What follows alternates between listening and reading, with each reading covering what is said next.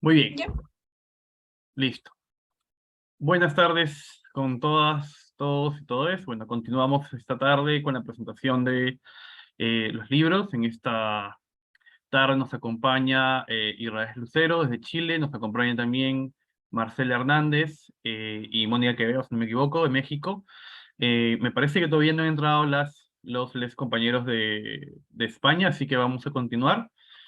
Eh, Voy a dar el pase ahorita a el libro titulado El acoso, abuso sexual desde la masculinidad, hegemonía, subordinación, extirpación del sentir, de Israel Lucero, Universidad de Santiago de Chile. Adelante, Israel. Hola, muchas gracias. Voy a compartir pantalla inmediatamente. Eh, Partiendo saludando a todos.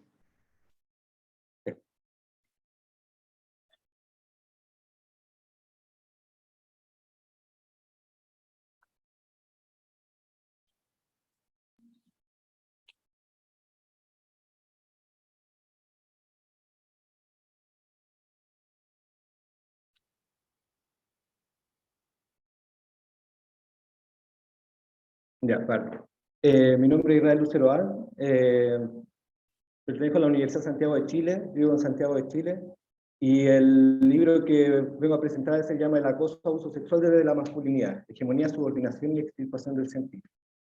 Este libro nace en el contexto del diplomado en transversalidad de género e institucionalidad de la misma universidad, el año 2018. Bueno, a fines del 2017 en realidad. Y en el 2018 se presenta justamente dentro del marco de las manifestaciones feministas que se dieron en Chile, en Santiago de Chile y en varias regiones del país también, en torno a descubrir los casos de acoso que estaban acallados en muchas instituciones y la inexistencia de protocolos que había en esa época. Bueno, y posteriormente, el año 2019, hubo una segunda edición que no se presentó por un estallido social que hubo acá en Chile y posterior pandemia. Este libro es un ensayo que contiene un relato propio sobre acoso y casi abuso sexual que sufrí dentro de la Universidad de Santiago el año 2010, posterior a un desastre que hubo natural acá en Chile, el 27F, que es el terremoto que hubo en Constitución, al sur de Chile. Este es un extracto que narra más que nada lo que aconteció, el eje central del caso, ¿cierto? Dice, me pidió que tomara asiento, a lo cual me senté sobre una mesa, a 3 metros de distancia aproximadamente. Me dijo que mis ojos eran lindos. Me preguntó, ¿te gusta el sexo? ¿Cómo te gusta el sexo? Le dije que yo no hablaba de esos temas, ni siquiera con mis amigos. Por tanto, no podía responder a la pregunta. ¿Te puedes poner de pie? Dijo, me puse de pie. Él caminó hacia mí. Yo caminaba hacia atrás hasta que di con la pared. Se acercó mucho y empezó a levantar mi polera. Este caso se desarrolla en la Universidad de Santiago de Chile, en la Escuela de Arquitectura. Da la problemática que había con edificios dañados en esa época. Había poca disponibilidad de salas de estudio, bibliotecas, espacios comunes. Entonces se veía en realidad una situación más o menos caótica. Parecidamente a lo que podría ser una situación como de pandemia o cualquier otra, porque así se vivió prácticamente acá en Santiago de Chile. Fue en el auditorio el hecho central de la Escuela de Arquitectura. El perpetrador, o quien era funcionario de la universidad, quien ejerció finalmente como victimario, es una persona que se dedicó posteriormente a la política en la comuna de Pedro Aguirre Cerda. Aquí hay un afiche, se postuló a concejal por un partido de derecha, Renovación Nacional. Y bueno, acá hay una foto de mí de la época, cuando sucedió el caso. Y posteriormente, en el mismo libro, hay una conceptualización a raíz de los estudios de género. Cómo se relaciona este hecho de acoso, casi abuso sexual en la universidad en un contexto educativo con respecto a los estudios de género. Bueno, partiendo efectivamente por el patriarcado, ¿cierto? Que es como el eje de la problemática que nos cae a todos en realidad. Y así podría resumir el libro, que finalmente es un libro que contrasta la ingenua inocencia de la juventud con la calamidad del régimen político del patriarcado. ¿Cierto? Este patriarcado tiene sistemas, ¿cierto? Hay una masculinidad hegemónica que se desarrolla en contraposición a la otra masculinidades periféricas de valor social marginal, ¿cierto? Que están subordinadas a esta misma. Se sustenta finalmente en cómo estos casos de acoso en esa época, y bueno, todos los que seguían después, no llegaban a puerto, no llegaban a una finalización, a un cierre o a una investigación. Finalmente quedaban archivados. Era lo que pasaba y es lo que sucedió hasta el año 2018, cuando se destapó la olla prácticamente acá en Chile con respecto a los casos de acoso.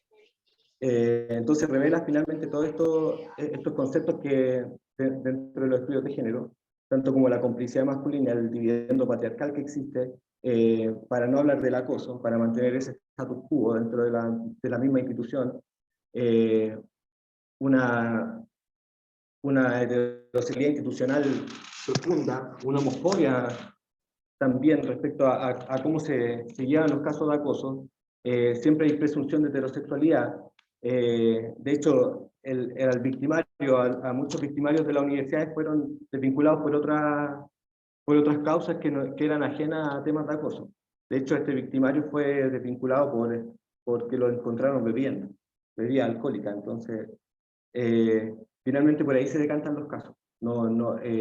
Hay una homofobia, no se plantean dentro de cómo suceden, que son rasgos culturales.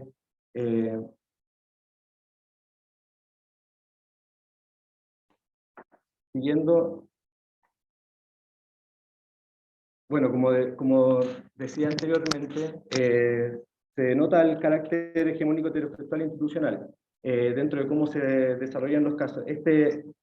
Finalmente, este libro, este ensayo lo escribí porque no hubo un cierre de este caso. O sea, el sujeto que ejercía violencia sexual hacia las personas lo siguió haciendo hasta que tuvieron una seguidilla de casos, y después con las movilizaciones tuvieron que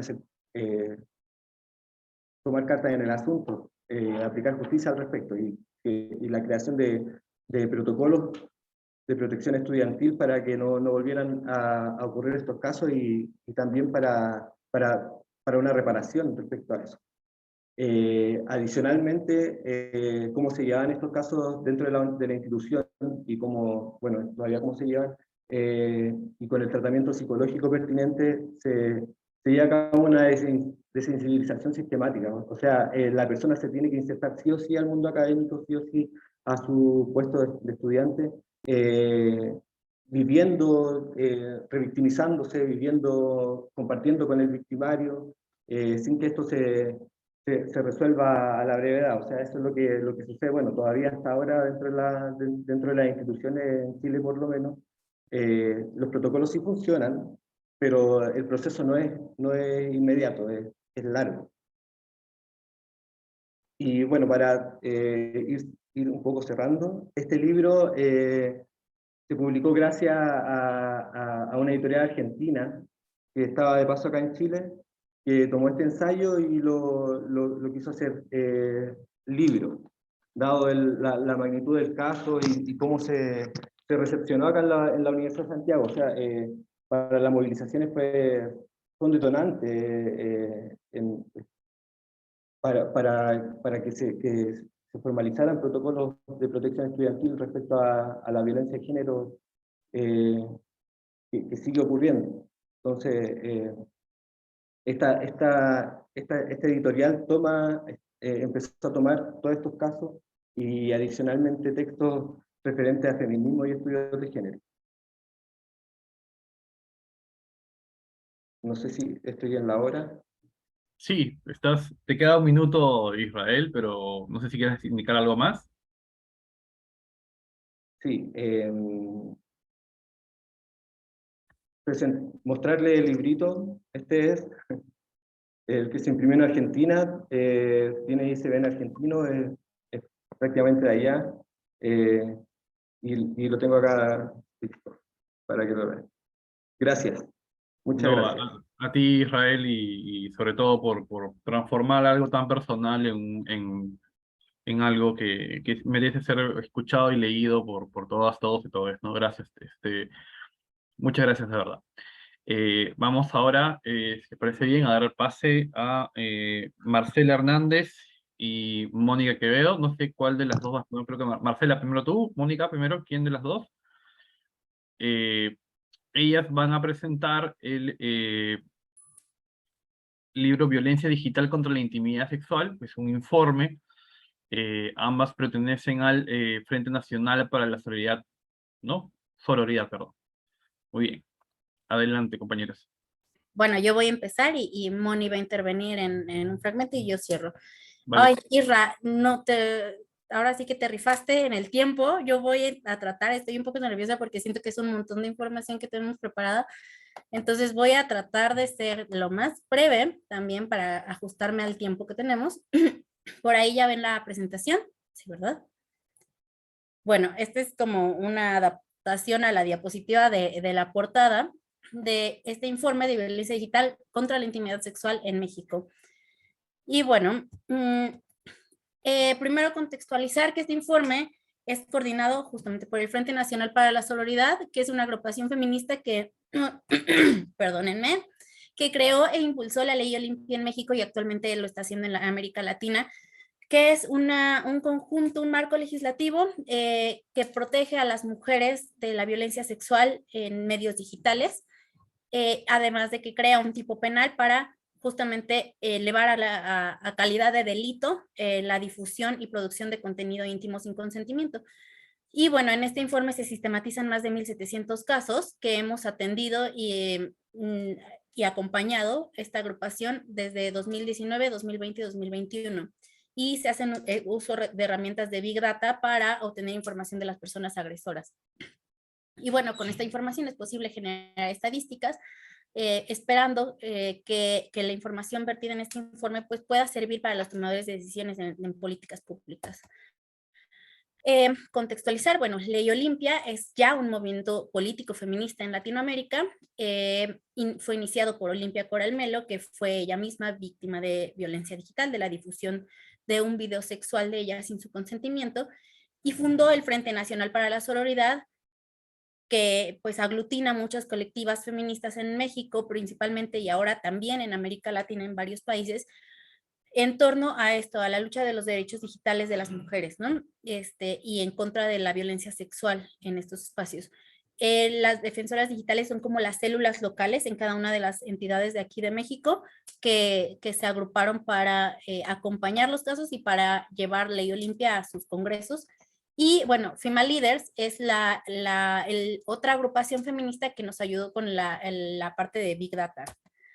Y bueno, en la introducción de este informe, definimos lo que es violencia digital, establecimos los tipos que hemos definido tanto nosotros como en otros informes, las particularidades de la violencia digital y bueno, justo, ¿no? Citamos aportes de otros informes como de la OEA, como de una organización que se llama International, no sé qué, sobre bueno,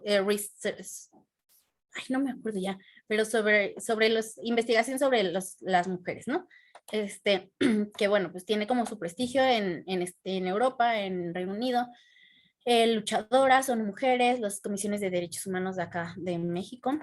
Y bueno, iniciamos con el capítulo 1 que se llama Somos mucho más que víctimas de violencia digital, en donde hacemos justo el registro de los casos por tiempo y pues sí, por fecha, por entidad de la República, donde podemos ver que mayoritariamente en la Ciudad de México y Estado de México se encuentran la mayor parte de los casos que tenemos registrados por parte de este colectivo.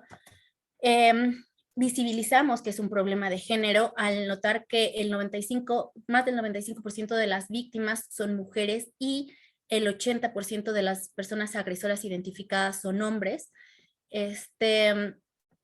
Y además buscamos hacer como apartados de vinculación teórica en los que narramos, por ejemplo, acá una breve historia de la sexualidad femenina en el patriarcado y pasamos desde el periodo neolítico, pasando por la antigua Mesopotamia, la Edad Media, el Renacimiento, la Edad moderna, contemporánea, y vamos narrando cómo se ha percibido y cómo ha sido el discurso patriarcal en cada una de esas épocas en torno a la sexualidad femenina, cómo se ha castigado, visibilizando cómo cada clase social ha estado compuesta siempre por otras dos subclases, ¿no? Hombres y mujeres, como las mujeres siempre, además de ser explotadas como para el trabajo en las sociedades esclavistas, también han sido explotadas como prestadoras de servicios sexuales y como reproductoras. Como a pesar de que el patriarcado lleva más de 2500 años en forma, como configurándose, es con el capitalismo y el neoliberalismo que se consolida como un macrosistema de relaciones de poder y como la hipersexualización del cuerpo femenino es una condición que posibilita el desarrollo de la cultura de la pornografía y de la prostitución, pero además que les sirve justo para monetizar, ¿no? La explotación de nuestros cuerpos. Y bueno, los mandatos de género como sostienen la dominación patriarcal. En otro apartado también de vinculación teórica, hablamos de por qué las chicas mandan nudes, o estos llamados los packs y las nudes, que son tu contenido íntimo, cuando se envían de forma voluntaria por alguna de las chicas. Hacemos esta vinculación teórica con los mandatos de género y exponemos de forma anónima, obviamente, y autorizada, algunos testimonios que nos han compartido víctimas, analizándolos justamente a la luz de los mandatos de género.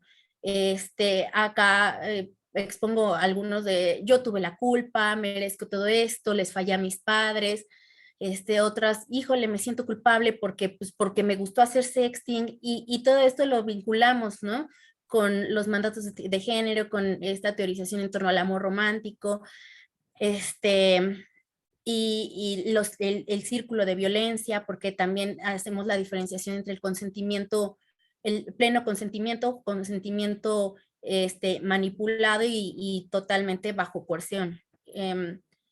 Bueno, revelamos pues la información estadística en la que se puede visibilizar que la mayor parte de las víctimas son personas entre 18 y 30 años con estudios universitarios, estudiantes en etapa estudiantil, que más de un 80% conocen a la persona agresora, a pesar de que en la virtualidad un mecanismo es el anonimato. Más del 80% conoce a su agresor, y la conducta más reportada es justamente la difusión de contenido íntimo sin consentimiento, seguida de la amenaza de difusión, entre varias otras conductas como el hostigamiento sexual, y bueno, pasando por producción de pornografía infantil, usurpación de identidad, distribución de datos personales, producción de contenido íntimo sin consentimiento, distribución de pornografía infantil, y bueno, entre algunas otras conductas. Y como segundo capítulo se llama Ellos tampoco son solo agresores, son las personas detrás de la violencia digital y los delitos contra la intimidad sexual, en donde visibilizamos esta cadena de producción, de producción, difusión y consumo de contenido íntimo sexuales, visibilizando por lo menos estos 4 eslabones, que es quien produce el contenido, quien lo hace público, quien lo sube quien lo sostiene en la web, que más bien aquí nos referimos justamente a las empresas de internet. Hablamos ampliamente de pues sí, de este fenómeno en el informe.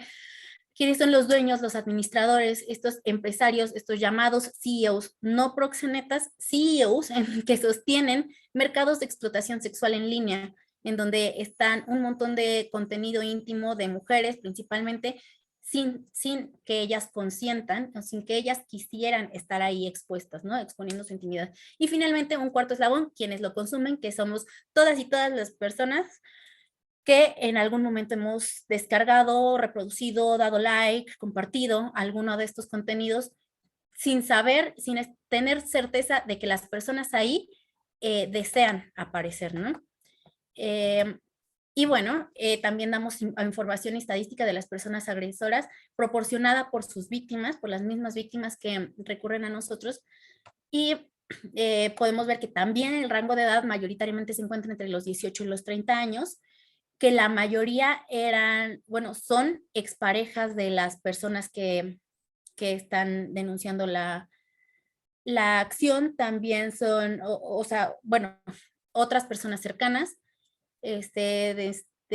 amigos en su trabajo, compañeros de la escuela, bueno, y las formas también visibilizamos los modus operandi, es decir, dentro de las diferentes redes sociales y plataformas de explotación sexual en línea, cuáles son las más utilizadas y dentro de esas, qué mecanismos se utilizan más, por ejemplo, los mensajes directos o perfiles falsos, sus cuentas reales, páginas o grupos de intercambio de packs se dan muy comúnmente en Telegram, WhatsApp, en WhatsApp ya mucho menos, pero Telegram es de las redes sociales favoritas para las personas que buscan hacer grupos de intercambio de packs, principalmente son hombres. Y bueno, después de también hacemos una vinculación teórica en este segundo capítulo, hablando de la dimensión y el impacto de la cultura y de la industria del porno en la violencia sexual contra las mujeres, en donde vemos que, bueno, los sitios de pornografía, por ejemplo, en este periodo de pandemia, en 2020, recibieron más tráfico que Twitter, Instagram, Netflix, Zoom, Pinterest y LinkedIn juntos. Este es un estudio de la CAC de Reino Unido también. Y por ejemplo, Pornhub recibía más índice que la BBC. Y bueno, acá algunas estimaciones del valor de la industria del porno en 97,000 millones, que lo cual la hace más grande que Hollywood, como algunos datos para dimensionar qué tan grande y poderosa es la industria de la pornografía. Y pues visibilizar también el problema de que el 80% de los contenidos pornográficos muestran a mujeres en situaciones de sometimiento, humillación, victimización, vulnerabilidad, de forma que erotizan la violencia contra las mujeres y que reproducen e idealizan mandatos de género de desigualdad y violencia en los que se discrimina la diversidad, se denigra la sexualidad de las mujeres, marcan una masculinidad de los hombres, o sea, marcan pautas de masculinidad para los hombres y castigan a quienes salen de la norma. Además de que el deseo sexual de las personas, sobre todo de los jóvenes, que también retomamos unos datos de estudios de Save the Children, en el que alrededor del 80% de los hombres desde los 6 años ya tienen acceso a la pornografía y a partir de los 12 la consumen de forma regular, modificando incluso sus hábitos de vinculación entre sus pares, ¿no? O prefiriendo el consumo del porno a otras actividades recreativas. Su deseo sexual se va construyendo sobre cimientos irreales, desiguales y violentos, y además, los actos de producción y difusión de contenido íntimo sin consentimientos resultan ser las formas de violencia sexual más padecidas por las mujeres cuyas parejas consumían pornografía. Todo esto citado y sustentado con otros estudios, ¿no? Y acá Moni nos va a hablar de cómo se realizó el análisis de antropología social digital. Adelante, Moni. Muchas gracias, Merced. Hola, buenas tardes a todas, todos y todas. Bueno, complementando lo que Merced les ha platicado hasta este momento, se realizó lo que es un estudio de antropología social digital que como objetivos y alcances maneja qué es identificar los agresores y potenciales agresores dentro de lo que es todo el contexto del ciberespacio. En este análisis de antropología digital, lo que buscamos es identificar factores en común desde la información pública que generamos todas, todos y todes desde nuestras redes sociales y que también van incluidos ahí tanto víctimas como potenciales víctimas, como agresores, como posibles agresores. Aquí nos es muy importante puntualizar esta parte de la que es la información pública, porque llegaron a resaltarse factores políticos, sociales y culturales que, por ejemplo, en el caso de México, que es donde es realizado el estudio, pudiera interpretarse como una cuestión política a modo de golpeteo. No es así, sino simplemente es la información a modo de hallazgos que nosotras encontramos y que pues resalta en ser un factor importante el tema político-cultural en lo que es nuestro país. ¿Me ayudas con la siguiente, Marce, por favor? ¿Cómo lo llevamos a cabo? En primer lugar, hicimos una investigación empírica y teórica de los patrones de comportamiento en cómo se desenvuelve la violencia digital por razón de género en lo que es el ciberespacio. Particularmente nos enfocamos en categorizar cuestiones sexuales, porque la herramienta lo que busca son las palabras que nosotras le damos a buscar. Entonces, a través de esta investigación teórica e empírica, identificamos los patrones textuales que denotaran esos comportamientos sexuales y esas búsquedas de los contextos y factores que Marce nos habló a un principio. Con esta investigación y esta identificación de palabras claves, nosotras generamos un algoritmo que integramos a los softwares de escucha social digital. Estos softwares nos permiten identificar cuánta mención encaje con estos criterios que nosotras elaboramos a través de la investigación previa. De esta forma, nosotras la podemos sistematizar y convertir en conocimiento a través de identificar los factores en común y los no tan en común que nos puedan denotar quiénes están generando y perpetuando conductas de violencia digital hacia mujeres y niñas. Me es importante mencionar que esta investigación no es solo de carácter cuantitativo, no solo manejamos la data como estadística, sino que hay un análisis y un estudio cualitativo que precisamente con este conocimiento teórico vamos enlazando sobre los factores y los contextos que están generando que se den estas conductas. ¿Me ayudas, Marce, please, con la siguiente?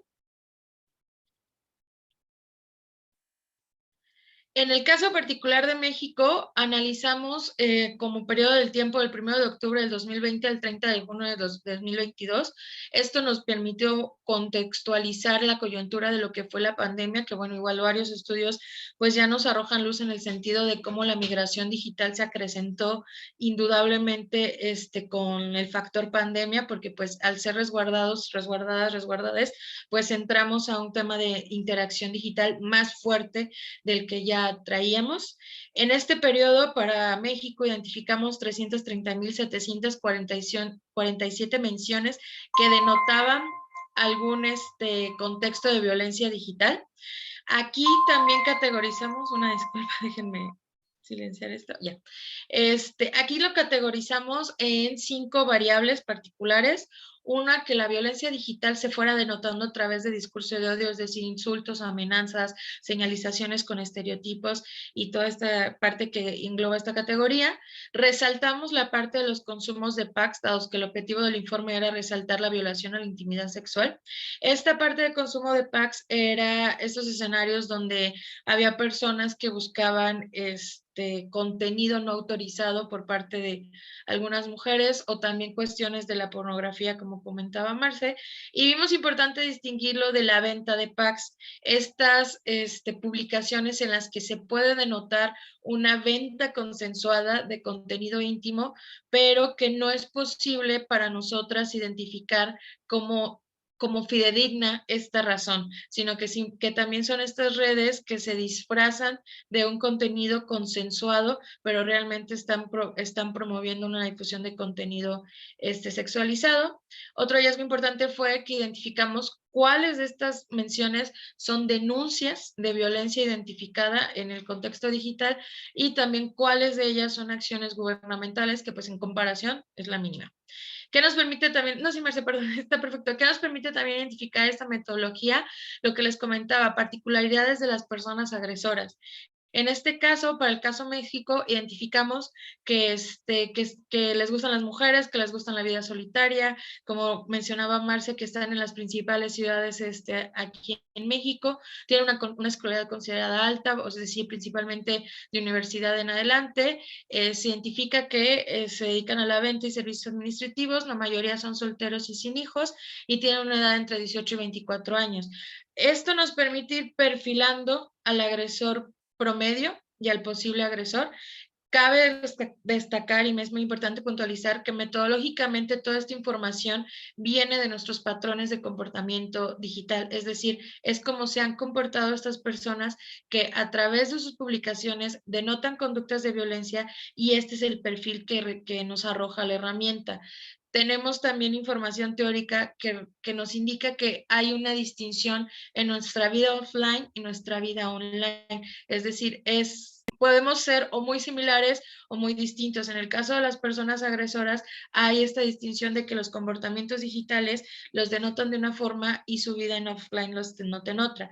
Aquí se mezcla parte de las dos, porque aquí también nos está dando comportamientos de las noticias que consultan, en los dispositivos en los que se concentra la música, las películas, las redes sociales. Y eso también nos denota tres ejes, lo que es la emoción, la racionalización y las motivaciones. Descubrimos a través de estudios de psicólogos y neurosociales, que son personas individualistas, son reservadas, son distantes y que no cultivan su inteligencia emocional. También vemos que prefieren una cuestión rutinaria, lo tangible, lo que es medible, lo exacto, lo correcto, lo práctico y lo que es concreto, que se une con esta parte de la hegemonía masculina y de los mandatos de género que buscan mantener un status quo. También lo anclamos con esta parte de que pues les importa mucho la opinión de las demás personas y sobre todo la que tienen sobre ellas mismas, ellos mismos, ellas mismos, y pues esto resalta desde la perspectiva psicológica un carácter egocéntrico y pues de orgullo por mantener pues una cara y una imagen muy importante para estas personas. También aquí nos permite identificar, y no ahondo mucho aquí, qué medios de comunicación consumen, qué tipo de cuentas siguen, destacan que son principal cuentas con contenido sexual. En el caso de lo que influye, también es un tema, y aquí es donde les hacía la aclaración al inicio, por ejemplo, factores como seguidores de temas de fútbol y de deportes, resaltaron como un contexto. También seguidores de personajes políticos aquí en México resaltaron, pero pues eso no quiere decir que sea una condicionante, pero sí es una particularidad, es una característica de personas potencialmente agresoras.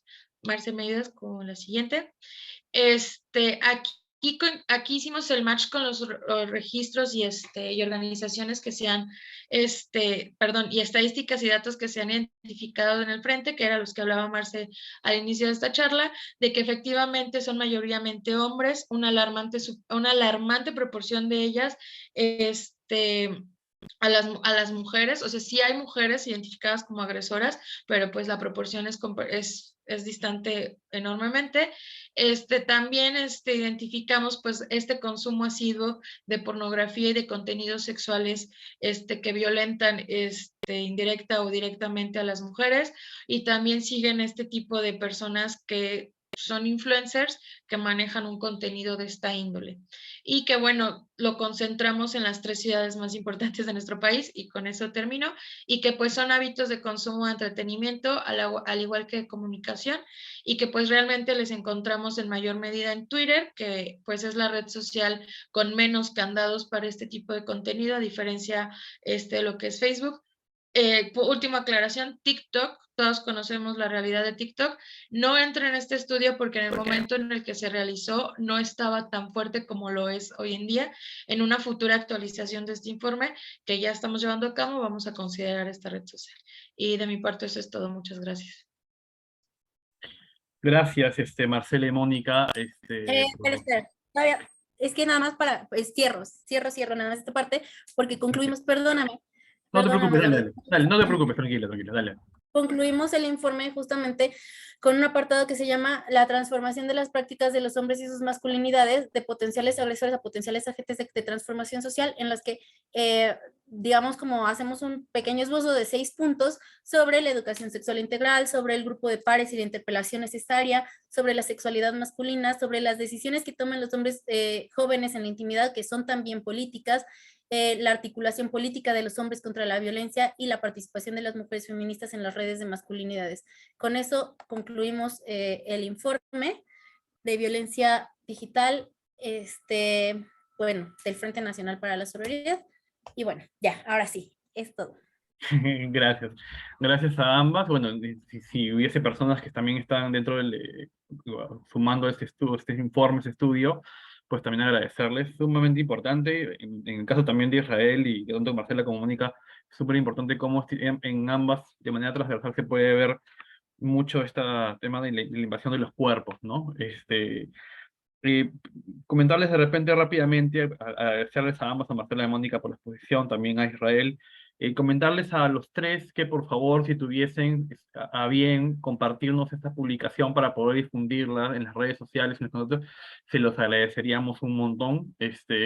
Yo sé que en el caso de Mónica y Marcela van a actualizar el tema, pero igual, si pueden compartirlo, compañeras, sería genial. Un segundo anuncio, que por favor no se olviden de que en el chat han colocado la lista, el formulario para poder rellenar y ver el tema de certificado. Háganlo si ustedes desean, si no, luego lo hacemos. Ahora, para las personas que han participado ahorita de la exposición de demás personas, no sé si ya está algún compañero o compañera de España, que es el último libro que nos faltaría. No sé si está Juan Rodríguez, Erika Messenet, María Eugenia González. No los he visto, no sé, creo que no están ninguno.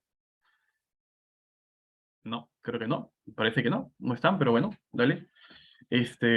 Comprendemos, de repente ahorita España son las 3 de la mañana, ya creo, ¿no? Entonces no hay ningún problema. Muy bien, entonces si es que alguien de las personas que ha asistido el día de hoy desea hacer una pregunta, eh, es ahora.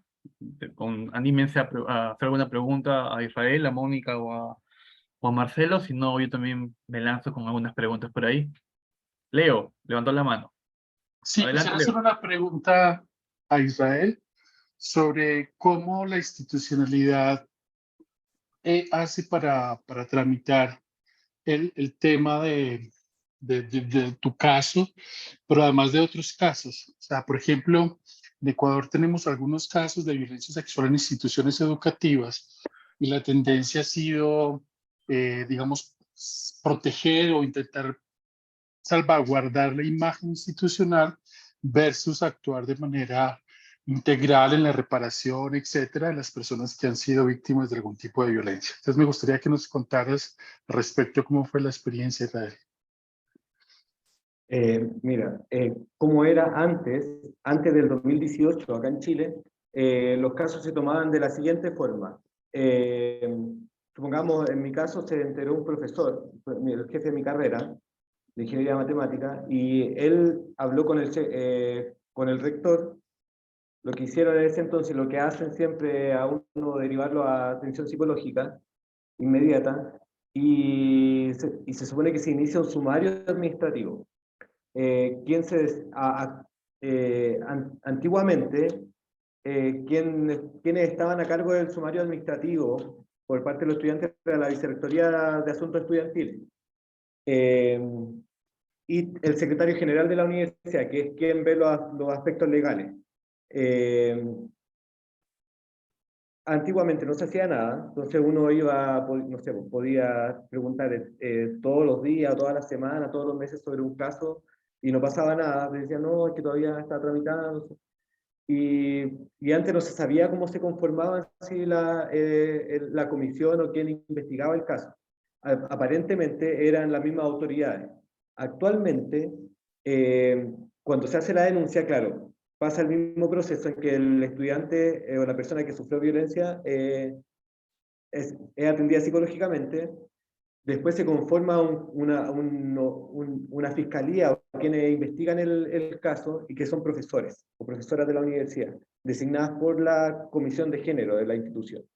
Porque ahora en muchas universidades y prácticamente en todas en Chile hay direcciones de género o comisiones de género. Entonces, eso ya se institucionalizó gracias a las movilizaciones del año 2018. Y bueno, ahora sí tienen cierre. Hay casos que sí se concluyen. Antiguamente no.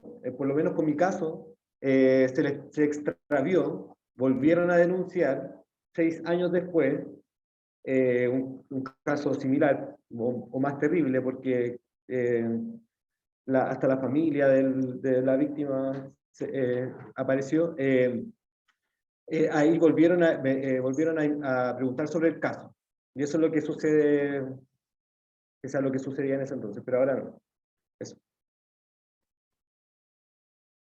Gracias, Israel. Gracias, Leo, por la pregunta. Eh, Sé que Israel me venía un poco también una reflexión antes de entrar a una pregunta que también quiero hacerle a Mónica y a Marcelo ahorita.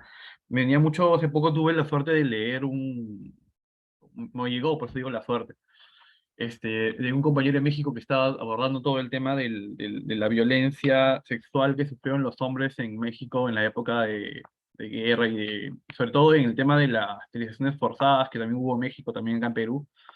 Y digamos que es interesante, ¿no? A mí uno de los temas que me mueve mucho justamente es eso, también para ponerle un poco voz a los hombres que también, quizás en menor grado, también sufren ese tipo o pasan por ese tipo de procesos, que es necesario también ver por qué no, digamos, no conversamos o no hablamos de esos temas también, ¿no? Quería hacerle a Marcela y a Mónica en realidad varias preguntas, así que voy a tratar de aprovechar el tiempo también porque en realidad es un tema que lo hablo como sujeto masculino, ¿no? Yo hace años, ya hace 8 o 10 años, empecé a hacer una investigación, levantamiento de información, no hice fui parte del equipo de levantamiento de información y sobre hombres que consumían cuerpos, ¿no? Pero hombres que iban a prostíbulos, bordeles, ¿no? Todo ese tipo de cosas. Y cuando he seguido la transición a los grupos de WhatsApp, de Telegram también, toda esta forma como tiende a mutar y a incorporarse en lo digital, yo me hacía una pregunta que tiene que ver un poco con lo que decía Leo, ¿no? Entiendo que existe una ley, lo mencionaban ustedes, si no me equivoco, existe un reglamento de esa ley, pero hay digamos, la parte ya de seguimiento de los casos se logra. ¿Y por qué les digo esto? Porque entiendo que por lo menos acá en Perú y en parte de Latinoamérica hay vacíos legales para poder hacer seguimiento de casos a las personas que, digamos, publican o comentan los archivos públicamente de sus parejas o demás, ¿no? Esa es una primera pregunta. Y la segunda es sobre el tema eh, de la Big Data. Me gustaría o sea, cuando yo vi lo de Big Data, entendía de que cómo han hecho este análisis para poder obtener justamente el perfil del usuario, teniendo en cuenta que quizás muchas veces el usuario se pone con un perfil falso, ¿no? Entonces, ¿en qué medida sienten ustedes que la Big Data en ese caso les puede ayudar? Esa es mi duda, no tengo una respuesta clara de eso, ¿no? Me venía a reflexionar un poco sobre eso. Y bueno, no más preguntas, las dejo para que puedan responder. Gracias. A ver, si quieres yo te contesto la primera y Moni la segunda. Respecto al marco legislativo, sus vacíos y si ha funcionado o no ha funcionado, primero contar que yo mencioné que existía la ley Olimpia.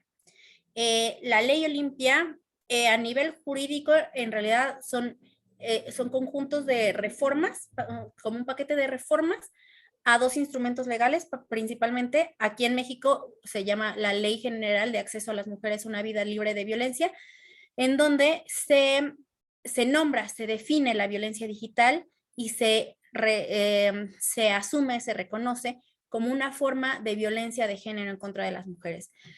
Y el otro ordenamiento legal que también se reformó fue el Código Penal Federal. Bueno, de hecho, la lucha de Ley Olimpia nos ha llevado ya 10 años, llevamos en esto, porque los primeros años de estar intentando reformar la legislación en México fueron pues infructuosos. Primero tuvimos que visibilizar mucho el tema, que recolectar firmas, hacer change.org, salir a las calles, comunicar, encontrarnos con otras víctimas de violencia digital, construir una masa social que estuviera dispuesta a trabajar políticamente en el tema, políticamente y teórica y académicamente, ¿no? En el tema. Y incluso las primeras veces que llevamos a congresos locales, particularmente en Puebla, este conjunto de iniciativas, y contábamos el caso de Olimpia Coral Melo, que ella, como lo mencioné, ella fue víctima de la difusión de un video sexual sin su consentimiento, recibiendo a partir de eso muchísimo acoso, muchísimo ciberacoso, propuestas sexuales, en fin, estigmatización, su imagen fue difundida en periódicos locales de donde ella vivía, con el titular joven promesa de Huauchinango quemadísima en redes sociales, y su imagen de su cuerpo desnudo en la portada del periódico. Le pedían cosas tan denigrantes como, yo tengo tu video, pero para no subirlo, tienes que mandarme tal foto, tienes que hacer un video así, o sea, bueno, horrible. Olimpia obviamente pensó en suicidarse muchas veces, lo intentó algunas tantas, pero finalmente, afortunadamente, cuando su familia, su mamá, vio el video y la vio llorando, pidiéndole perdón, su mamá decidió no juzgarla y la apoyó. Fue entonces cuando tuvo el valor, digamos, de también denunciar, y encontró que no era un delito lo que a ella le había ocurrido, porque le dijeron en el Ministerio Público que como no era menor de edad, no la habían violado, no estaba borracha, pues entonces no había delito que perseguir, ¿no? Pero toda su dignidad, todo lo que le afectó, pues eso no se podía quedar así, ¿no? Entonces construyó, de hecho, ella elaboró una legislación que al final, con los obstáculos en la política, terminó reduciéndose nada más a este conjunto de reformas del que les hablé, pero ha sido una causa impulsada por muchas colectivas feministas a lo largo de todo el país. Hemos ido estado por estado cabildeando y legislando en los diferentes congresos de nuestro país, hasta llegar a, pues ahora ya que es una realidad, Ley Olimpia es una realidad en todos los estados de nuestro país y también en el nivel federal. Apenas se aprobó en 2021 a nivel federal, ¿no? Y entonces, bueno, un pequeño paso es ponerlo en la legislación. Ahora, si esto ha funcionado, hay muchísimas carpetas abiertas a lo largo y ancho de todo México. Hay muchos casos que también son más difíciles y que van más allá de que esté, pues por más que la autoridad, incluso si tuviera la voluntad de seguir los casos, hay limitaciones tecnológicas y también limitaciones en cuanto a que las empresas no están plenamente reguladas, o sea, no están establecidas en nuestro país. Muchas veces las empresas de Internet, o sea, Facebook, Telegram, Twitter, TikTok, no están establecidas como empresas en México y en otros países de Latinoamérica. Entonces están establecidas en Estados Unidos.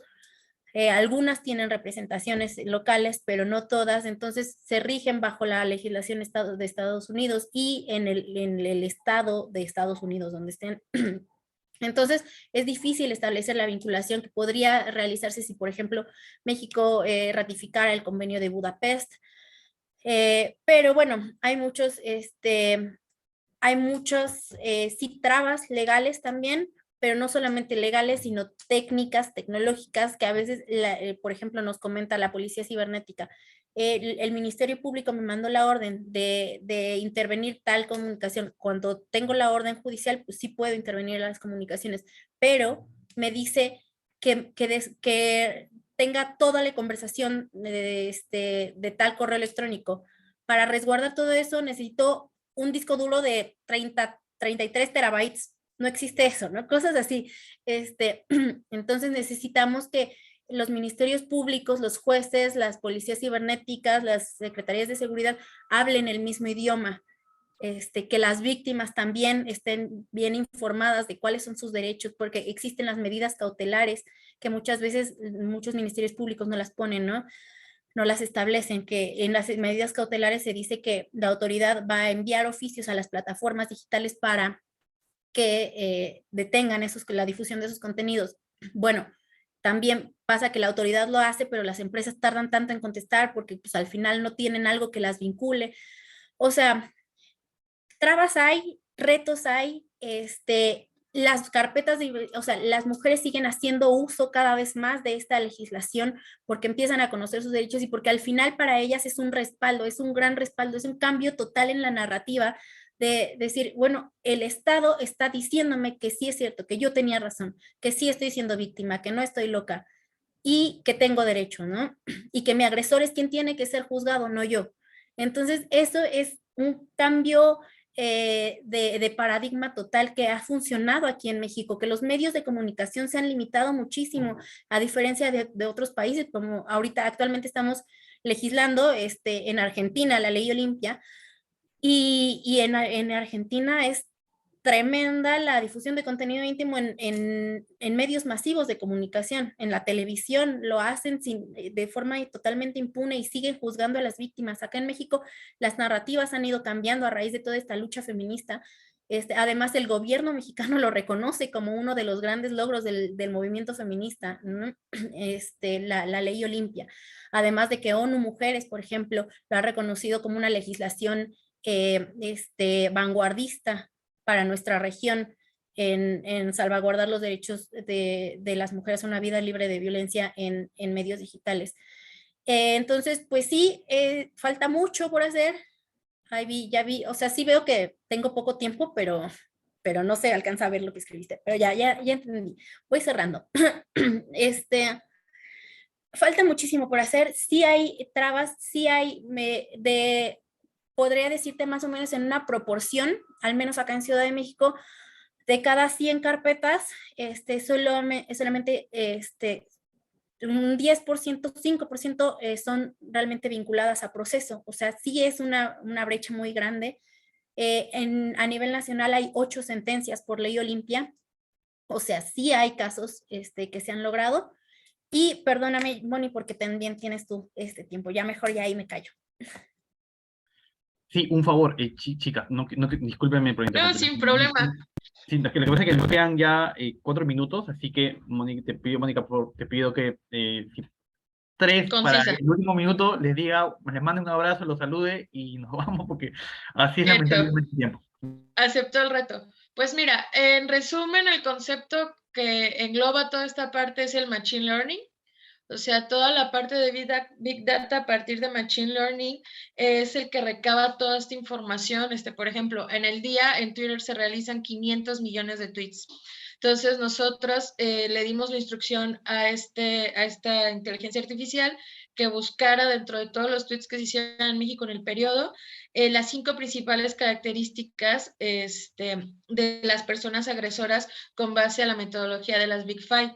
Es que no sé si estén familiarizados con ella, pero es lo que mide lo que es la extrovertibilidad, el interés por otras personas, el interés propio, la afabilidad, y bueno, no recuerdo bien las demás, pero podían ahondar de ello. Entonces, fue una combinación del manejo del Big Data a través del Machine Learning, que nos dio toda la información. Esa es la parte cuantitativa, y la parte cualitativa es todo un equipo de psicólogas que analizó esa información a través de la metodología de las Big Five, de una cuestión de neuropsicología y de psicología del comportamiento, y que puntualizaron el perfil para no dejarlo todo en manos de la data ni de la inteligencia artificial, sino también se le dio la cualidad humana de análisis. Entonces, ese es concisamente cómo llegamos a ese perfilamiento.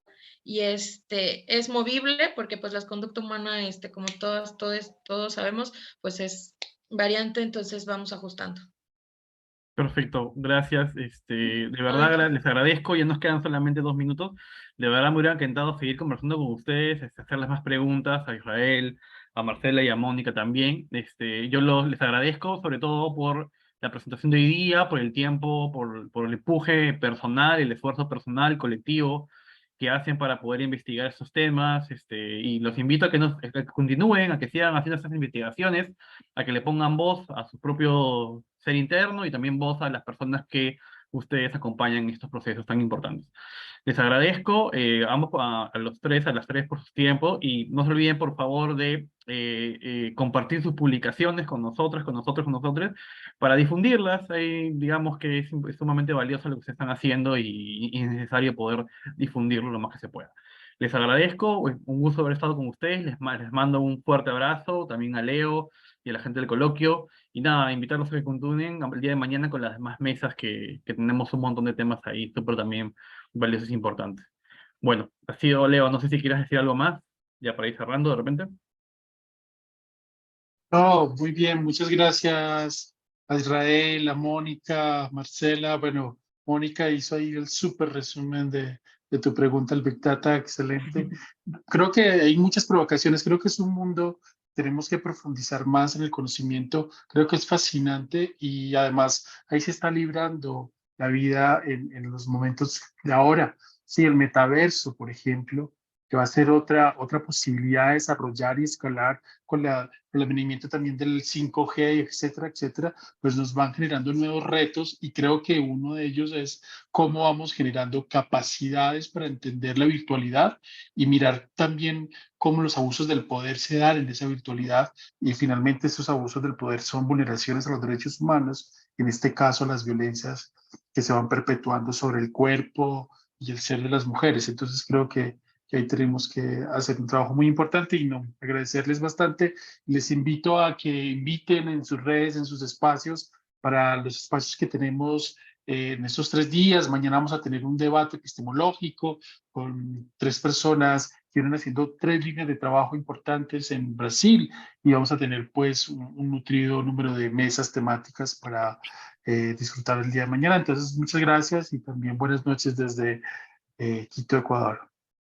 Perfecto. Un abrazo a todas, todos. Cuídense un montón. Un abrazo Muchas fuerte desde gracias, Perú. hasta luego.